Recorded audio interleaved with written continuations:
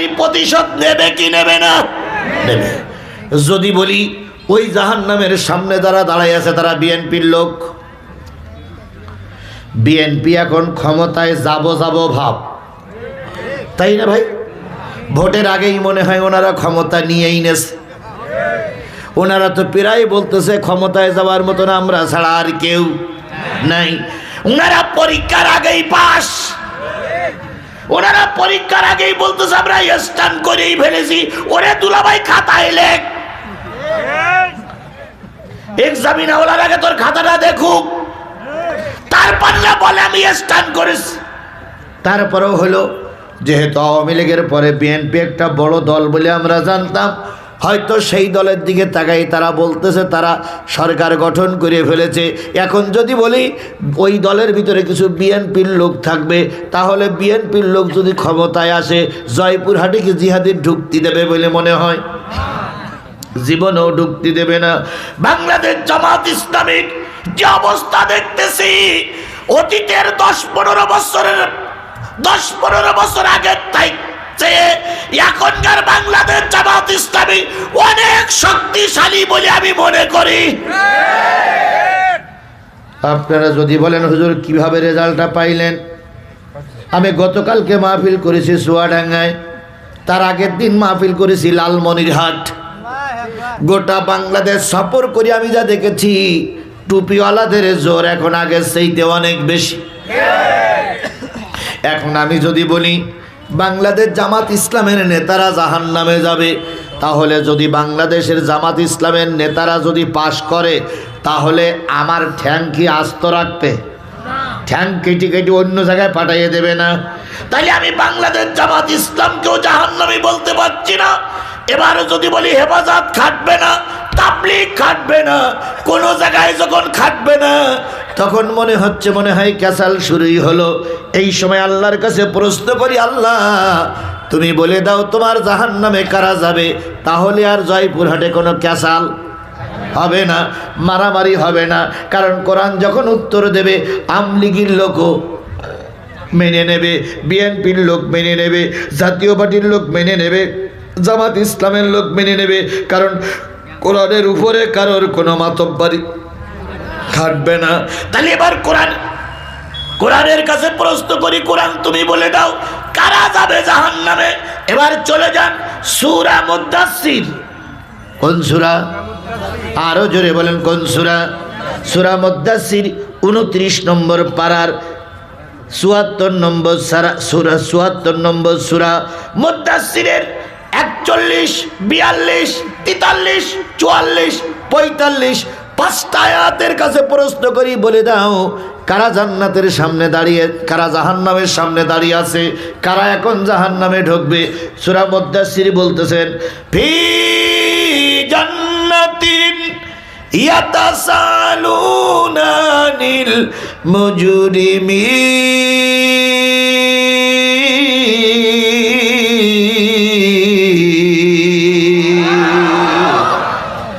জান্নাতীরা থাকবে উপরে, জাহান্নামীরা থাকবে। জান্নাতীরা উপরে চলে গেল। জান্নাত কয়টা? 8টা জান্নাত ফুলফিল হয়ে গেছে। জান্নাতি মানুষগুলো আনন্দে খোশ গল্প করতেছে, জান্নাতি মানুষগুলো উপরে আনন্দ করতেছে, রকমারি খাওয়া, বিভিন্ন রকম নারী স্ত্রী নিয়ে গল্প করতেছে। হঠাৎ করে জান্নাতি লোকেরা খবর পেল, আওয়াজ পৌঁছালো, একদল জাহান্নামী মানুষ জাহান্নামের সামনে দাঁড়িয়ে তারা আর্তনাদ করতেছে, আমাদেরকে বাঁচাও, আমাদেরকে বাঁচাও। তারা আর্তনাদ করতেছে। জান্নাতি মানুষগুলো জান্নাতের উপর থেকে নিচের দিকে তাকাইয়ে দেখবে, ও আল্লাহ, এখানে জয়পুরহাটের মানুষ দেখতে পাচ্ছি, এখানে বাংলাদেশের মানুষ দেখতে পাচ্ছি, এখানে সাতক্ষীরার মানুষ দেখতে পাচ্ছি, এখানে অনেক টুপিওয়ালাদের দেখতে পাচ্ছি। জান্নাতি মানুষগুলো জানালার সামনে এসে বলবে, ও ভাই, ও ভাই, ও জয়পুরহাটের ভাই, ও পাঁচবিবির ভাই, ও আইমা রসুলপুরীর ভাই, ও আমাদের দিক তাকাও। তাকানোর পরে বলবে, আমরা তো জান্নাতে, তোমরা জাহান্নামে কেন? তোমরা ওখানে দাঁড়িয়ে আছো কেন? আমাদের এখানে আসো। একই থানার লোক, একই জেলার লোক, একই এলাকার লোক, তোমরা ওখানে কেন ভাই? এসো আমাদের এখানে। তখন ওই লোকগুলো বলবে, না রে ভাই, আমাদেরকে ফেরেশতারা ধরে নিয়ে আসছে, কোথায় ঢুকাই দিবে? এই কথা বোঝেন তো, আমার কথা বোঝেন তো, কোথায় ঢুকাই দিবে? তোমরা জান্নাতে গেছো আলহামদুলিল্লাহ, কিন্তু আমাদেরকে ঢুকাই দেবে কোথায়? জাহান্নামে। তখন ওই জান্নাতীর মানুষেরা বলবে, তোমাদের কয়টা কাতার?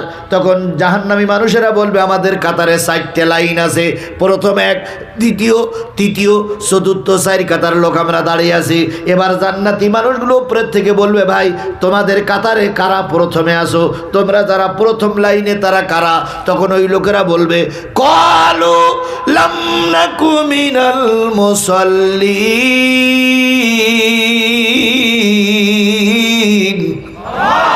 আমরা যারা জাহান্নামে যাচ্ছি, প্রথম সারিতে যারা দাঁড়িয়ে আছি, তারা আমরা সবাই বেনামাজি।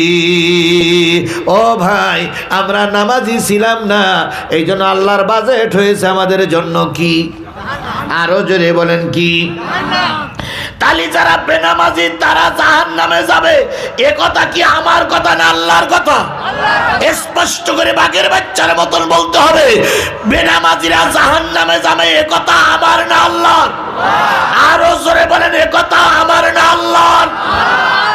তাহলে যদি আপনি বেনামাজি হন, সাদা কাগজে লিখে নেন, আপনি যাবেন আল্লাহর জাহান্নামে। তাহলে এবার আপনি জামাত ইসলাম করেন, নামাজ পড়েন না, আপনি কোথায় যাবেন? আপনি বিএনপি করেন, নামাজ পড়েন না, কোথায় যাবেন? আওয়ামী লীগ করেন, নামাজ পড়েন না, কোথায় যাবেন? এবার আপনি মনে করতেছেন, হুজুর দল আওয়ামী লীগ করি ঠিকই, দল বিএনপি করি ঠিকই, দল জাতীয় পার্টি করি ঠিকই, দল জামাত ইসলাম করি ঠিকই, কিন্তু ওরা নামাজ পড়ুক আর না পড়ুক, আমি তো নামাজ পড়ি। আল্লাহ পাক আপনার ব্যাপারে সূরা তওবার 71 নম্বর আয়াতে বলতেছেন, ইয়াউমা নাদউ কুল্লা উনাসিম বিইমামিহিম। কিয়ামতের দিন প্রত্যেকটা দলের নেতা সহ অনুসারীদের, কর্মীদেরকে ডাকা হবে। বিগত 15 বছরে যারা আওয়ামী লীগের কর্মী ছিলেন, সাদা কাগজে লিখে নাও, আল্লাহর কোরআন সত্য, রাসূলের হাদিস সত্য। কিয়ামতের দিন মুজিবারকে যদি জান্নাতে দেওয়া হয়, তোমরা যারা আওয়ামী লীগ করেছো সবাই জান্নাতে যাবা। যদি শেখ হাসিনাকে জান্নাতে দেওয়া হয়, তোমরা যারা আওয়ামী লীগ করেছো সবাই কোথায় যাবা? জান্নাতে যাবা। এবার জিয়ার লোকেরা লিখে রাখো, যদি শহীদ প্রেসিডেন্ট জিয়াউর রহমান, বেগম খালেদা জিয়া যদি জান্নাতি হয়, তোমরা সবাই কোথায় যাবা? জান্নাতে যাবা। এরশাদের দলের লোকেরা লিখে রাখো, যদি এরশাদ জান্নাতে যায়, তোমরাও জান্নাতে যাবা। বাংলাদেশ জামাত ইসলামের লোকেরা লিখে রাখো, তোমাদের আমির আর তোমাদের সাইদি আর তোমাদের মতিউর রহমান নিজামী যদি জান্নাতি হয়, কোরআন অনুসারে তোমরাও আল্লাহর জান্নাতি। কথা কি বুঝাইতে পারলাম? কথা কি ক্লিয়ার? এখানে কি আওয়ামী লীগের লোককে আমি জাহান্নামে দিছি? বিএনপির লোককে জাহান্নামে যাবে তবে একবারে বলেছি? আমি শুধু বলেছি যদি তোমাদের নেতারা জান্নাতে যায়, তোমরাও। আর যদি নেতারা জাহান্নামে যায়, তোমরাও জাহান্নামী। এবার মরহুম প্রেসিডেন্ট মুজিবুর দলের লোকজনদের কাছে একটু অনুরোধ করি, এই পৃথিবীতে অনেক ছবি তোমরা দেখাইছো, স্বদেশ প্রত্যাবর্তনের দিনের ছবি দেখাইছো, 7ই মার্চের ভাষণ, কিন্তু একটা ছবি আমারে দাও, দেখাও যে মরহুম প্রেসিডেন্ট মুজিবুর রহমান একটা দিন জুমার নামাজ পড়িস। একটা ছবি আমারে দেখাও, একটা ছবি আমারে দেখাও। মরহুম প্রেসিডেন্ট মুজিবুর রহমান ঈদের নামাজ পড়েছে, একটা ছবি আমারে দেখাও। তাহলে বোঝা গেল, ছবি যদি দেখাতে না পারো তাহলে বোঝা গেল তোমার নেতা নামাজি ছিল না। আর আল্লাহর ভাষায় যারা বেনামাজি তারাই যাবে জাহান্নামে। এবার বাংলাদেশে বহু দল, কথা বলেন ঠিক না ঠিক? আওয়ামী লীগ, বিএনপি, জাতীয় পার্টি, জামাত ইসলাম, হেফাজত, চরমনাই, শর্ষিনা, আট্রসি, ফুরপুরা, কত দল আছে। আজকে এখানে একটা কোরআনের মাহফিল হচ্ছে, আগামীকাল এই জায়গায় একটা দলের মাহফিল হবে। দলের সমাবেশ হবে, সেটা বিএনপির হোক, সেটা আওয়ামী লীগের হোক, সেটা জাতীয় পার্টির হোক, আপনার দল জান্নাতি না জাহান্নামী বোঝার জন্য আপনি ওই সমাবেশে এসেছেন। হঠাৎ করে আসরের আজান হয়ে গেল, আপনার দল জান্নাতি না জাহান্নামী আপনি পরীক্ষা করবেন, আমি পরীক্ষা করবো কেন? কি হয়ে গেল? আজান হয়ে গেল। আজানের সময় সব দল মাইক কি করে? বন্ধ করে। মসজিদে আজানের পরে, আসরের আজানের 15 মিনিট পরে জামাত হয়। আপনি গেলেন, আপনি যেয়ে দেখলেন আপনার নেতা কর্মীরা সব ময়দানে বসে আছে, নামাজ পড়লো না, 2-1 লোক নামাজ পড়লো। তাহলে বোঝা গেল যেই দলের নেতা কর্মী বেশি বেনামাজি ওই দল জাহান্নামী দল। কথা কি বুঝাতে পেরেছি? কথা কি বুঝাতে পেরেছি? কথা কি বুঝাতে পেরেছি? এখন সেই দলটা জামাত ইসলাম হতে পারে, চরমনাই হতে পারে, হেফাজত হতে পারে, বিএনপি হতে পারে। যদি আপনার ওই দলের নেতা কর্মীরা অধিকাংশ বেনামাজি থাকে, আল্লাহর ভাষায় ওই দলটা কি দল? ওই দলটা কি দল? জাহান্নামী দল। তাহলে ওই দলে আজকের থেকে তালাকনামা পাঠিয়ে দেন, ওই দলের কর্মী আমি আর থাকবো না, ওই দলের কর্মী আর আমি থাকবো না।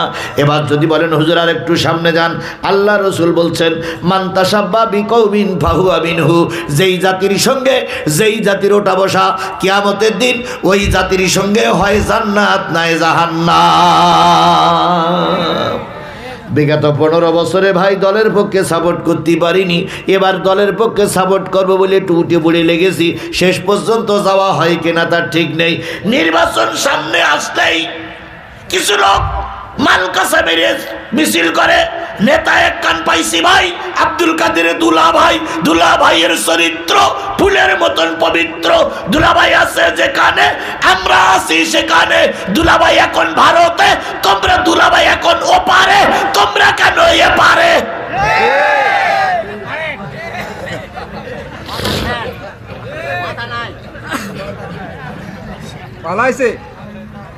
ভাই এই আমারে ফেলে রেখে 3-4 জন মাঝে মাঝে চলে যাচ্ছে, ঘটনাটা কি?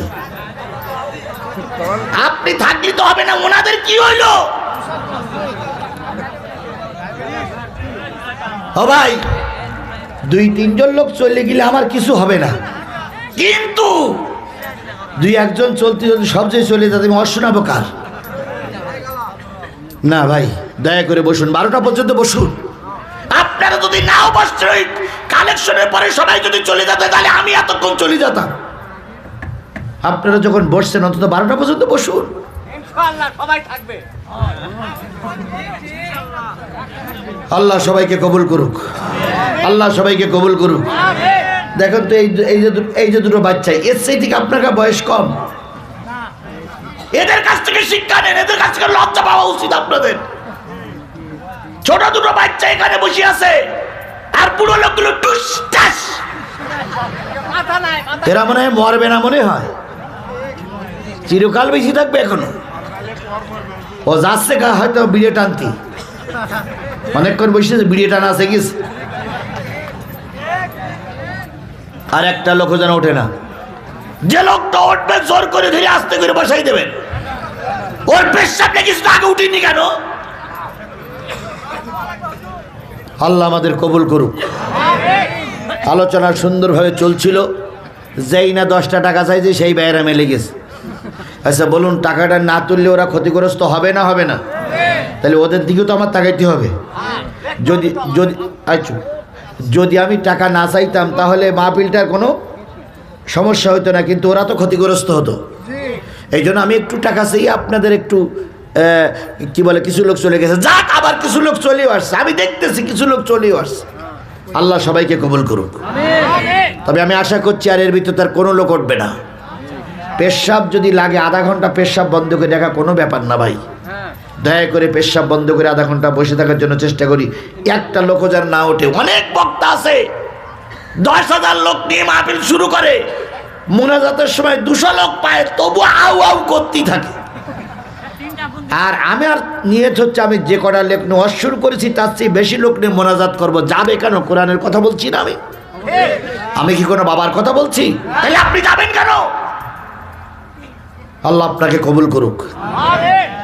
যে জিনিসটা বোঝাতে চাচ্ছিলাম সেটা হলো যদি আপনার দলে নামাজি কর্মী বেশি হয়, আপনার দলটা কি দল?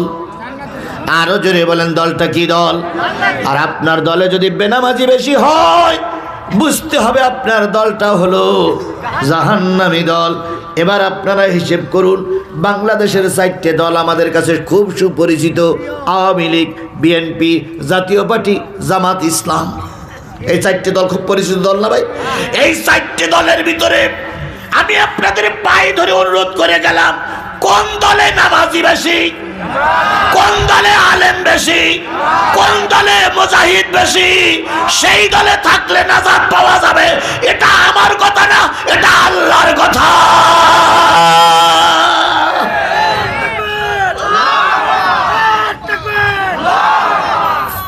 এবার আসুন, 5 ওয়াক্ত নামাজ যদি কোনো ব্যক্তি আদায় করে, আল্লাহ রাব্বুল আলামিন তাকে 4টে পুরস্কার দেবেন। কয়টা পুরস্কার? আরো জোরে বলেন, কয়টা পুরস্কার? 1 নম্বর পুরস্কার, 5 ওয়াক্ত নামাজ যারা পড়বে তারা 8টা জান্নাতের মালিক। আরেকটু জোরে বলা যাবে না সুবহানাল্লাহ? আরেকটু জোরে বলা যাবে না সুবহানাল্লাহ? 5 ওয়াক্ত নামাজ যারা পড়বে, মরার সাথে সাথে 7টা জাহান্নামের দরজা তাদের বন্ধ হয়ে যাবে। 5 ওয়াক্ত নামাজ যারা ঠিক মতন আদায় করবে, আল্লাহ রসুল বলেন তাদের কবরে আযাব হবে না। 5 ওয়াক্ত নামাজ যারা ঠিক মতন আদায় করবে, ওই লোকটাকে আল্লাহ বললেন, রসুল বললেন, ওই লোকটা বেঈমান হয়ে মারা যাবে না, ওই লোকটা ঈমান নিয়ে মরবে। তাহলে 5 ওয়াক্ত নামাজ পড়লে কয়টা পুরস্কার আল্লাহ দিবেন? 1 নম্বর জান্নাত। জান্নাত আপনার জন্য ওয়াজিব, জাহান্নাম আপনার জন্য হারাম। কবরের আযাব মাফ, ঈমান নিয়ে মৃত্যুবরণ করতে পারবেন। সাহাবী আজমাইনগণ বলেন, ইয়া রাসূলুল্লাহ একটু ব্যাখ্যা করবেন কি? নবীজি বললেন, সাহাবীরা শোনো, 5 ওয়াক্ত নামাজের ভিতরে ফরজ নামাজ কয় রাকাত? আপনারা বলুন তো, 5 ওয়াক্ত নামাজের ভিতরে ফরজ নামাজ কয় রাকাত? 17 রাকাত। মাগরিবের কত? এশার কত? জোহরের কত? আসরের কত? ফজরের কত? আল্লাহ নবী বলেন, যেই ব্যক্তির বয়স 10 বছরের পর থেকে শুরু করে মাগরিবের নামাজ আর এশার নামাজ, মা বোনেরাও ভালো করে শুনবেন, মাগরিবের নামাজ আর এশার নামাজ ইচ্ছা করে কাজা করি নাই, ওই মা বোনদেরা, এই পুরুষদের সম্পর্কে আল্লাহর সুসংবাদ হলো, ওই নারী আর পুরুষ মৃত্যুর সাথে সাথে 8টা জান্নাতের সুসংবাদ তাকে শোনানো হবে। না, মাগরিবের ফরজ নামাজ কয় রাকাত? এশার ফরজ নামাজ কয় রাকাত? তাহলে 4 আর 4 আর 3 কত? এই ব্যক্তি মৃত্যুর পর পরেই 7টা জাহান্নামের দরজা তার জন্য বন্ধ করে দেওয়া হবে। আরেকটু জোরে বলেন না সুবহানাল্লাহ? তাহলে কারা কারা জাহান্নামে যেতে চান একটু হাত তোলেন। সুদখোর নাই? হাত তোলেন, তোলেন। ঘুষখোর নাই? হাত তোলেন। গত 15-15.5 বছর আমলিগ করেছিলেন, কারা কারা হাত তোলেন? আল্লাহ, এখানে কোনো আমলিগ নেই। হায় হায়, এই এলাকার লোক সবাই জমাত। সবাই কি জমাত? বিএনপি। সেদিন শোনেন, সেদিন এক আওয়ামী লীগের সেক্রেটারি দেখলাম, সে হইল চেয়ারের পরে বসে টুপি মাথা দিয়ে তসবি টিপতেছে। তা আমার দেখে বলছি, হুজুর আসসালামু আলাইকুম, হুজুর ভালো আছেন? তাই বললাম আলহামদুলিল্লাহ। তা আপনাদের অবস্থা কাই? হুজুর আমি এখন আর অধিক নেই তো, আমি ভালোই গেছি না হুজুর। কবে? কয় 5 তারিখের পরের থেকে।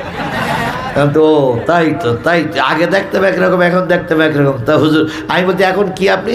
কয় আগে ছিলাম আমলিগ, এখন জমাত। ও জামাত বলতে পারে না, আগে ছিল আমলিগ, এখন কি জমাত। তাই আমি বললাম, ভাই তাই তসবি, কয় তসবি না টিপলি তো বাঁচা যাবে না। তো এইরকম যারা আগে ছিলেন আমলিগ, এখন হয়েছে জমাত, এরকম লোক এর ভিতরে আছে না? আমার ভাইরা ভালো করে শোনেন, সুদখোর বলেন, ঘুষখোর বলেন, বেনামাজি বলেন, নামাজি বলেন, আল্লাহ রসুলের ভাষায় যদি কোনো ব্যক্তি তওবা করে ফিরে এসে মাগরিবের নামাজ আর এশার নামাজ ঠিক মতন আদায় করে, তওবা করুন, আর অন্যায় কাজ করবেন না। তওবা করার পরে মাগরিবের নামাজ আর এশার নামাজ যদি ঠিক মতন আদায় করা যায়, মৃত্যুর সাথে সাথে মা বোনদেরকে বলি, আপনাদেরকে বলি, 7টা জাহান্নাম আপনাদের জন্য বন্ধ হয়ে যাবে।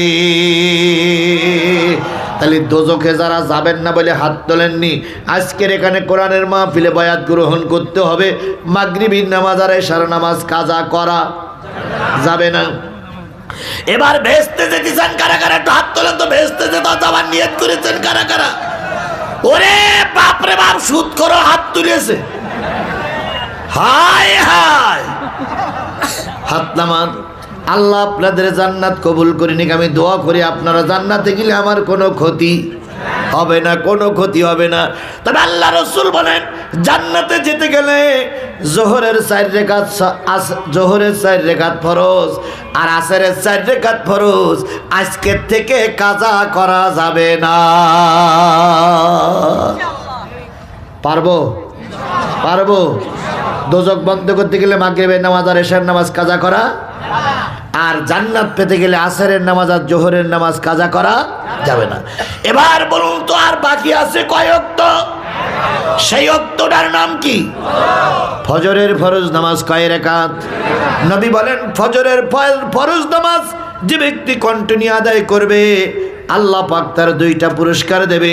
1 নম্বর পুরস্কার, তার কবরে আযাব হবে না। 2 নম্বর পুরস্কার, ওই ফজরের নামাজ আদায়কারী এবং কারিনী যখন মৃত্যুবরণ করবে, শয়তান তাকে ধোঁকা দিয়ে বেঈমান করতে পারবে না। তার মানে সে ব্যক্তি ঈমান নিয়ে মৃত্যুবরণ করবে। এই জন্য কবরের আযাব যদি বন্ধ করতে চান, ঈমান নিয়ে যদি মৃত্যুবরণ করতে চান, আজকের থেকে নিয়ত করতে হবে, আগামীকাল থেকে নিয়ত করতে হবে, যে কদিন আল্লাহ আপনারে বাঁচাই রাখে, উযু ঠিক মতন করে ঈমান আনার পরে তওবা করে আগামীকাল থেকে ফজরের নামাজে লেগে যাবেন। যতদিন আল্লাহ বাঁচাই রাখে ফজরের নামাজ কাজা করবেন না। আমি আজিজুল ইসলাম লিখে দিতে পারি, যদি খালেস তওবা করে ফজরের নামাজ ঠিক মতন আদায় করেন, হারাম হালালগুলো বেঁচে চলেন, আপনার কবরে আল্লাহ আযাব দেবে না। তাহলে 5 ওয়াক্ত নামাজের ভিতরে জান্নাতে যাওয়া যাবে। 5 ওয়াক্ত নামাজের মাধ্যমে দোজখ বন্ধ হবে। 5 ওয়াক্ত নামাজের মাধ্যমে কবরের আযাব বন্ধ হবে। 5 ওয়াক্ত নামাজের মাধ্যমে ঈমান নিয়ে মৃত্যুবরণ করা যাবে। সেই নামাজের পাবন্দি করতে আমরা রাজি না? রাজি না? সবাই মিলে বলেন রাজি আছেন? কারা কারা রাজি আছেন? 2 হাত উঁচু করে দেখান। আল্লাহ আল্লাহ, হাত উঁচু করে রাখেন, হাত উঁচু করে রাখেন, হাত উঁচু করে রাখেন। আল্লাহ শোনেন, আচ্ছা হচ্ছে হচ্ছে, দাঁড়ান। আল্লাহ, আমার দায়িত্ব ছিল তোমার পর্যন্ত পৌঁছাই দেওয়ার। বাবু, তুমি দয়া করে আমাদের সবাইকে হেদায়েত নসিব করে দাও। মা বোনেরা, আপনাদের কাতারে বসে আপনারা ছোট্ট করে হাত তোলেন, ছোট্ট করে, বড় করে হাত তুলতে হবে না। আল্লাহ, তোমার বান্দা এবং তোমার বান্দীদেরকে তোমার দরবার পর্যন্ত পৌঁছাই দিয়েছি। আল্লাহ, এবার দয়া করে তুমি আমাদের সবাইকে হেদায়েত নসিব করে দাও, আমাদের সবাইকে হেদায়েত নসিব করে দাও, আমাদের সবাইকে হেদায়েত নসিব করে দাও। হাত নামান। তাহলে ফেরেশতারা ইন্টারভিউ নিচ্ছে, ওই জান্নাতি মানুষরা জিজ্ঞেস করছে, তোমরা কয় লাইন? তার ভিতরে প্রথম লাইনই কারা? বেনামাজি। এবার ফেরেশতারা আর জান্নাতীরা বলতেছে, বুঝলাম তোমরা যারা জাহান্নামে যাচ্ছ, প্রথম লাইনে বেনামাজি, তোমাদের দ্বিতীয় লাইনে কারা? দ্বিতীয় লাইনের লোকেরা বলতেছে, ক্বালু লাম নাকু মিনাল মুসাল্লিন ওয়া লাম নাকু নুতিমুল মিসকিন। আমরা দ্বিতীয় লাইনে যারা আছি তারা হলাম গরিবের মাল খাওয়া বাটি, এতিমের মাল খাওয়া বাটি। এতিমের মাল খাওয়া বাটি, গরিবের মাল খাওয়া বাটি আমার সমাজে আছে? আছে, আছে। ওরে বাপ রে বাপ, ভোটে পাস করার আগে স্যান্ডেলের ফিতে কেনা পয়সা ছিল না। এই 15 বছরের ভিতরে কোটি কোটি টাকার মালিক। এরকম নেতা কি বাসবিবিতে আছে? এরকম নেতা কি জয়পুরহাটে আছে? গৃহায়ন ও পূর্তমন্ত্রী সাবেক, সমস্ত পৃথিবীতে তার 1300 বাড়ি। কত? 1300 বাড়ি। একটা মানুষের বসবাস করতে গেলে কয়টা বাড়ি লাগে? আর তার লেগেছে কত? 1300 বাড়ি। বাংলাদেশের সাংবাদিকরা এক জায়গায় জোট হয়ে হিসেব করে দেখেছে, এই গরিবের মাল খাওয়া পার্টি 1300 বাড়ি বানিয়েছে। এই 1300 বাড়ি যদি বিদেশ থেকে ফিরোটেরে বাংলাদেশে বিক্রি করা যায়, তাহলে এই 1300 বাড়ি বিক্রি করা দিয়ে 5-4টে পদ্মা সেতু করা যাবে। তাহলে এক মন্ত্রী যদি 4টে পদ্মা সেতু খেয়ে থাকে, তাহলে 60টা মন্ত্রী কত পদ্মা সেতু খেয়েছে? কথা বলেন, কথা বলেন, কথা বলেন। আর এরাই বলে